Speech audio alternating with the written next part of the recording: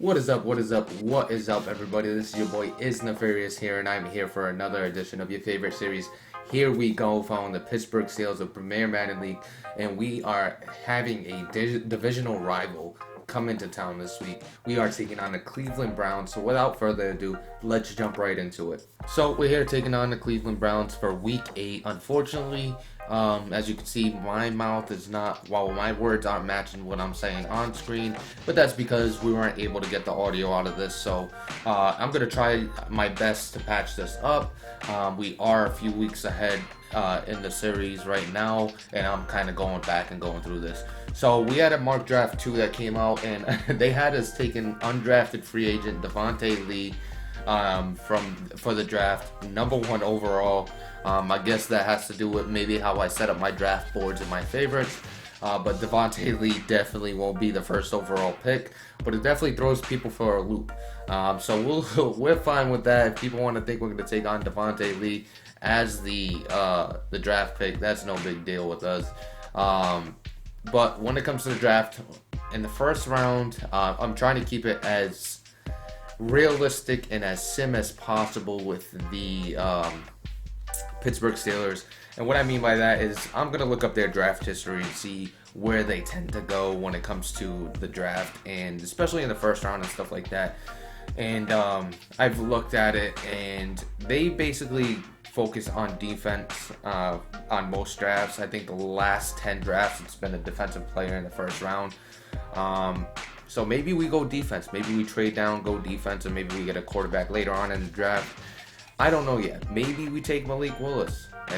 There's multiple options that we have, in this draft class. There's plenty of options. There's plenty of good players. So we got Kayvon Thibodeau. We got people like that. We did set up our scouts as well. We're focusing on quarterback and a few things. We have a tandem breakout on offense. So this is the second one we're getting this season, and it's Colin Johnson that wants a tandem breakout. He's liking how Chase Claypool was playing. He wants to get involved and be involved more in the offense. We ended up, I think we ended up praising him. I'm trying to remember exactly what we did. We were thinking about it. We did end up praising him. So we needed to get 150 receiving yards with Colin Johnson to complete this tandem breakout story. Unfortunately, it's not a dev story. It's just you get extra XP. So either way, XP is always good. So we're going to try our best to get Colin Johnson involved as much as possible with Chase Claypool. Especially against the Browns. The Browns are a tough team. It is a divisional matchup. But I think we can get him involved. I know how the game turns out later on, but I think we can get him involved. So we need to have him have 150. Actually, Chase Claypool got 2,500 XP, and then Colin Johnson has the story of getting 150 receiving yards, and then a touchdown multiplier. So if he gets a touchdown, he gets bonus rewards for his touchdown based on the story. So it was nice getting that story. Let's see if we can, complete it later on when we jump into the game. We also have a breakout player. So we got a breakout player this week. Who is it going to be? It turns out to be Devin Bush. So Devin Bush is getting his breakout story. The first of this, I think this is our first of the season. I'm trying to know. We had Sutton, I believe. And this is for sure Devin Bush. So I'm just trying to this one was definitely the Devin Bush one. I'm just double checking. So Devin Bush this week. We had Cameron Sutton earlier this year. So this is our second dev story. Can we get this? We need less than 200 yards total yards. We need to get 2 interceptions, 2 forced fumbles, 2 tackles for loss, or 2 sacks, or 1 of each. We got to get accumulation of 2. So hopefully we could get this, because if we get Devin Bush up to a superstar, that makes our defense that more of a pain for other teams to deal with. So hopefully we could get this dev story with Devin Bush. He'll be our first superstar linebacker. We have superstar at the defensive line. We have superstar X factor at the outside linebacker. I consider that pass rush defensive line. And then we have a superstar in free safety. So if we get one at linebacker, it would make our defense really, really difficult to deal with. TJ Watt, we're trying to offer him enough money. I forgot what we offered him here. I don't know if I don't know if he's going to accept this. We go ahead and offer, and he likes the duration, but he wants more salary. So unfortunately, he did not take our offer. Melvin Ingram, we're not really worried about re-signing right now. Juju Smith-Schuster as well. Those guys might even be trade bait. Eric Ebron as well. He might be out the door, especially with the way we're playing. We only have we don't even have a win now. Yeah, so we're winless in this franchise. Other franchises we got wins, but this franchise we are winless with this Pittsburgh Steelers team, and we're just trying to get over the hump and get our first win. Trey Turner, we think about re-signing him. We try to re-sign him because I think he's a solid guard for us that we could have on our offensive line. Unfortunately, he turns us down. Big Ben, we're not really worried about re-signing right now because he's going to want a lot of money, and he's not going to get a lot of money in free agency. So I think we can get him a lot cheaper than what he wants in re-signs. We're willing to risk him going somewhere else at this point. We'll take a cheaper version of Big Ben for next season. We will keep Big Ben with to the best of our ability, though. We will try to keep Big Ben, but we won't spend bank trying to keep Big Ben. James Washington, I mean, he's a nice piece, but I don't really think it's worth trying to re-sign him right now. Maybe we re-sign him in the offseason if we think it over a little bit more. But right now, I don't think it's worth re-signing him, and nobody else is ready to re-sign. Nobody else is ready to re-sign. Week 9, I think, is the next time somebody's able to re-sign with us. So that does it for the re-signs. Hopefully next week we get TJ Watt back on the contract, back in the organization, get him locked up for 5-6 years so we have him for the rest of the cycle. So we got to do a scouting national focus as well, which it pretty much gives us extra percentage towards whatever position group we're looking at. So we're going to go with we end up going with the QB in this one because we need a quarterback. So we'll get a little bit of extra scouting on the quarterback class. I don't think the quarterback class is the greatest in this, but if we could get a quarterback out of this draft class to last this for the rest of the cycle, that'd be great. So let's take a look at the Cleveland Browns, though. So speaking about a team that probably could last the whole cycle, they're young. They have a lot of talent. They got Baker Mayfield at the starting QB spot. He's got great throw power at 95. He's a solid piece, but the Browns are struggling, so not really looking like a good season so far. But he's got Baker. He's got Nick Chubb, who you have to worry about all the time. Kareem Hunt right behind him. He's got a 2-tandem back you have to worry about. And then at the wide receiver spot, you got Odell Beckham Jr., you got Jarvis Landry, and he's got a 97 speed wide receiver in Anthony Schwartz that they just drafted, a rookie wide receiver. 97 speeds are tough to deal with, so I'm surprised he doesn't have more stats on the season. But he's got a good tight end. He's got a great offensive line as well, probably one of the better ones in the division. I haven't seen the Ravens' offensive line yet, but their offensive line is probably the best I've seen thus far. The defensive line is really solid. You got Jadeveon Clowney who came over. You got Myles Garrett, who's always a problem.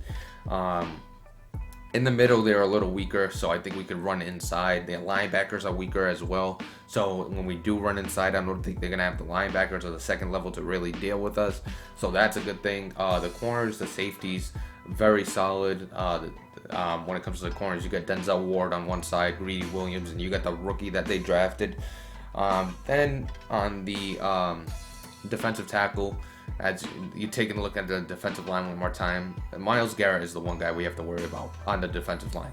When it comes to the defense, it's Myles Garrett. Myles Garrett.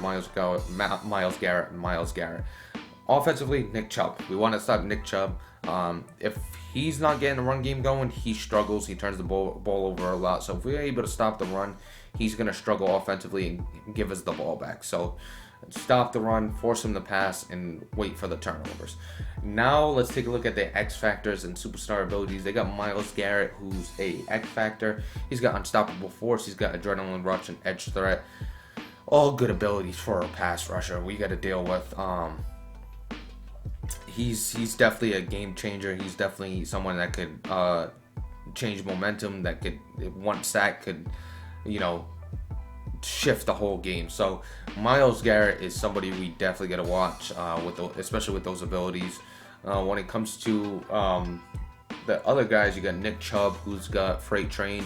You got is that Bruiser? You got Freight Train. You got Bruiser. You got power back abilities pretty much, and then Odell Beckham. He's got Jukebox. He's solid with the ball in his hands. So as long as he doesn't really throw short with him either. So, but when he has the ball in his hands, he's solid.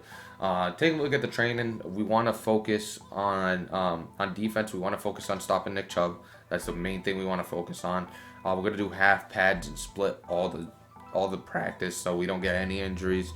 But stop the run is the main thing. We want to stop Nick Chubb, force him to pass it. I think we'll have a good success if we force him to pass it. On the offensive side, it is going to be run inside, try to minimize how much damage that defensive line could do in the pass game. Run inside, establish the run. That's what we want to do with Najee Harris. So that's going to be our game plan. We could actually go with something else here. Now, I feel like we could run inside without the extra help. If we go with something else, it gives us a little bit of a boost. As you can see with the pluses and the minuses, it gives us a bit of a boost in other areas. So maybe we switch it up. Maybe a blitz counter because he does run a lot of blitzes. You know what? I think we're gonna go with a blitz counter. I think the blitz counter is the best way to do it. It's a tough decision. Yeah, so we ended up. I think we ended up just going with run inside. So run inside, and then when it comes to the focus players, we got Chase Claypool there. We got to switch that out. We're gonna go with who ended up getting it? I think it was Cameron Sutton. I think it was Cameron Sutton or was it Devin Bush? I gotta go back and look who's gonna be that. Who was that defensive player of the week? Who was that defensive player of the week? I'm pretty sure it was Devin Bush. Yeah, so I think, yeah, it was Devin Bush. Definitely Devin Bush. So we're going to go with Devin Bush. And then with him in the training, because the other guys were all set. We have Najee Harris in there. He's all set. We get XP here. I don't think we got any injuries. I'm trying to remember back. No injuries thus far. I don't see any. So we're clean. That's good. The defensive side, we're clean as well. So perfect. No injuries. We get to go into this game very healthy and take on the Cleveland Browns, who are, I think at this time they were 1-4. They're coming off their first win of the season. We got some upgrades to Alex Highsmith. We're able to get his speed rush up. He is going to be our starter on the other side of TJ Watt moving forward. I don't know if he's going to be there the whole time. If we got a shot at Kayvon Thibodeau, maybe we go with him to really solidify that pass rush. Kevin Dotson, we definitely need some rolls into him because we need some better offensive line. We might have a totally revamped offensive line come next season. So we spent a little bit of XP on Kevin Dotson, got him up. Derek Watt, really not worried about. He's not a focal part of this offense. So we're just going to give him a utility upgrade because that's what he's based on now. Even though we want a block in one, we're just going to give him a utility build to his strength. And then Chase Claypool, we definitely glad to get a roll with him. We're going to give him the deep threat upgrade because that fits our scheme and it's close to what he is already. We didn't get no speed, but we got a release. We got a spec catch. We got some good stuff there. He's up to an 80 overall. And yeah, he's solid. If we could get him built, it would be great for our offense. He's 6'4", he could jump, he's fast, he's got everything you want. He's definitely a strong player. But jumping into the game, the Pittsburgh Steelers against the Cleveland Browns, big game. We need a win, especially against a opponent like this. On a 3rd and 12, you can see right away Myles Garrett comes off the edge, gets a sack. We ended up kicking the field goal here, going up 3-0. So up 3-0 after that sack. We got the defense out. He's going to hit a flat, but we're going to come up and hit stick and a fumble on this play. What a hit that was. We pick up the fumble with Devin Bush. He tackles us immediately. We're in a 4th and 2. We tried to run it to the outside. We cut inside, and he's stuffed at the line. Najee Harris is unable to get the first down. So we turn the ball over on downs, and then he's going to come down and hit Nick Chubb on a wheel route to give him a 7-3 lead. Now we're in the red zone once again. Not going so well so far. We hit him over the middle, but we're unable to get into the end zone on this play. But we kick the field goal to make it 7-6. So it's a 7-6 game. They get the ball at half.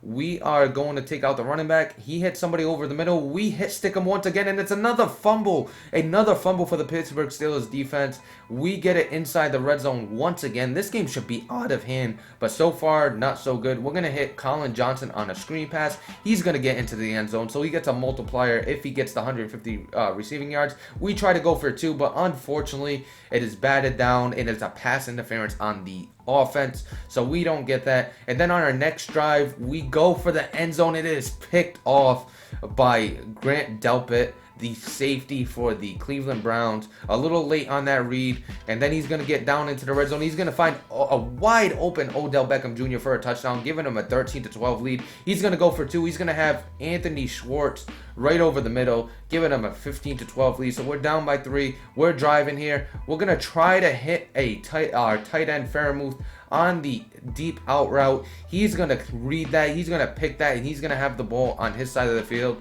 Very next play, he's going to try to throw deep to Odell Beckham Jr. We jump right in front of that. We get it back ourselves. A great pick there by Myles Gilbert. And then we're going to run a little play action. We're going to roll out to our right with a little pressure. We're going to find Chase Claypool over the top for a touchdown. Chase Claypool has been going off as of recently. He's been our best wide receiver, and it shows up there. And then he's going to hit his best wide receiver, Odell Beckham Jr., for a touchdown, making it 22-19. We call a timeout there.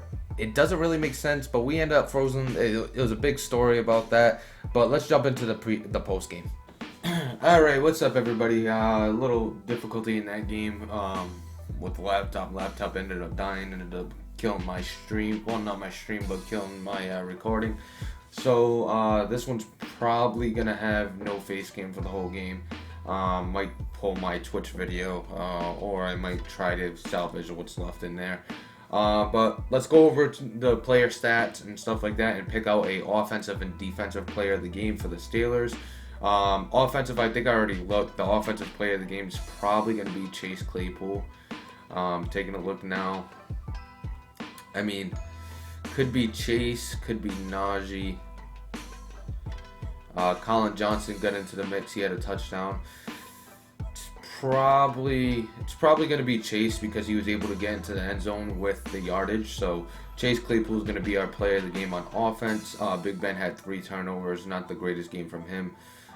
Defensively, the player of the game is a little difficult. We got a few guys with a tackle for loss. We got no sacks. We got Gilbert with 1 interception. We got a few forced fumbles. Bradley Roby and Gilbert both had a forced fumble. So I'm probably going to give it to Gilbert because he got an interception and a forced fumble. So he was making plays, getting the ball for us. So we're going to give it to Gilbert on the defensive side. Now let's take a look at the Come On Neff play of the game and see what we got. But actually, before we jump into that, just to show you the game, we lost 29-19 to the Browns. We led an offense. This game should have been out of hand, and we should have had it early on. Our offense was just pretty much terrible, all out. You know, we couldn't really get anything going. The offensive line doesn't really open up enough holes for Najee Harris. Najee Harris doesn't really have the speed to break it outside. Big Ben's throw power and throwing motion. The throwing motion is like 90 seconds long, and then throw power doesn't help it at all. As you can see, we led in 3rd down conversions. We were 8 for 12. We lost the turnover battle once again, 4 turnovers to 1. Then we also had the red zone. He led. We only had 50% red zone. We did get stopped on a 4th and 2 or a 4th and 1 early in the game, which was big. Could have been an extra 3 points.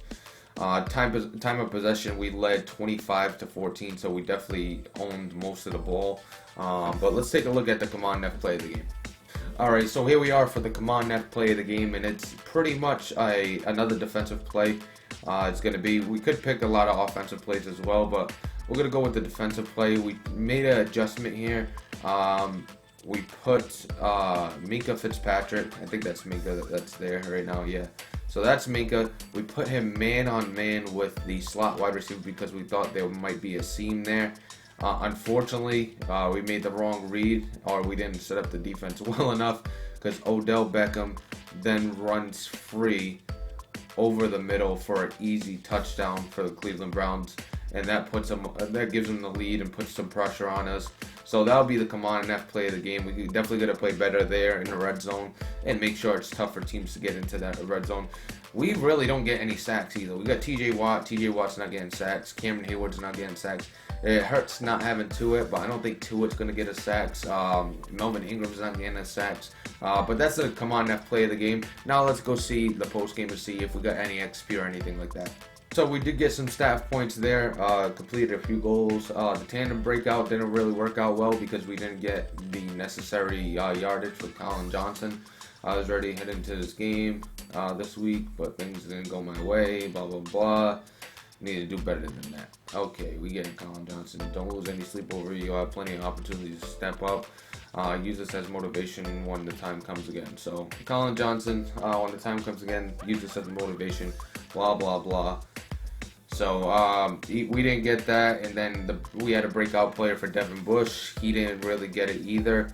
It was a big letdown, obviously, but he might have another shot at it at some point.